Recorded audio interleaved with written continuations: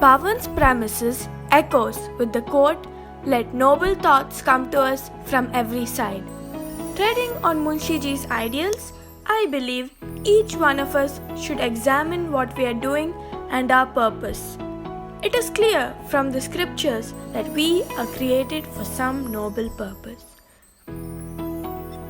The way that we live affects our present and determines our eternity. Our founder father, Sri Kulpati Munshiji, a multifaceted personality and a shining star who believed in values and a great role model whose ideology is like an eternal spring guiding everyone. We must always remember that our thoughts matter, that our choices matter, and that our actions matter. And not only within this moment, but in the moments which end up in eternity. It is a simple thought, but a big, slightly overwhelming thought. Your life matters not just to you, but to others. Let us all live in these ideals. From all the articles in Echoes of Eternity, I have chosen the conquest of fear as my topic for today. Of all the emotions that dominate life, fear is the most powerful and the ugliest, despite being a subtle emotion. We can conquest fear only when we understand our fears. Under the influence of fear, the mind expects the loss of something which it prizes as an essential before the loss even arises. The loss is also exaggerated, distorted, and made to look more devastating than it actually is. The mind also suffers misery for the loss long before it actually arises. It drives one to panicky action to prevent the expected loss. It is alright to fear for the loss of health or for the safety of loved ones.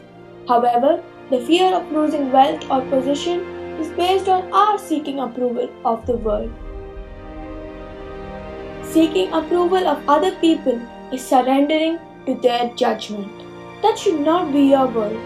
You should do things based on your own higher values and judgments, and that should make up your world. When you overcome this need for fitting into standards set by others, you will overcome the fears. It will also ensure that you overcome ego, which is a perception of superiority over the section of the others. Overcoming fear and ego will ensure that you don't take panicky decisions, which will certainly lead to a life of harmony. People who didn't try to fit into the world are the ones who set new standards for the world. Among those who are our torchbearers are Mother Teresa, Swami Vivekananda, Mahatma Gandhi, among others. Mother Teresa served the poorest of the poor wholeheartedly without fear or favor. The whole world calls her mother. Swami Vivekananda worked for interfaith peace and reforms within Hinduism. Now, he is credited with bringing Hinduism to the status of a major world religion. Mahatma Gandhi took on the mightiest empire in human history with his non-violent methods. He is now known as the father of the nation.